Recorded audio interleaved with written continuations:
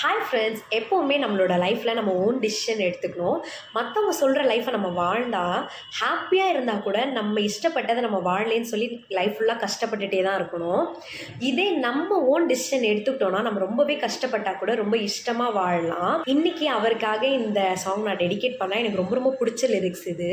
நானும் ஓர் பெண் என பிறந்த பலனை இன்றே நான் அடைந்தேன்.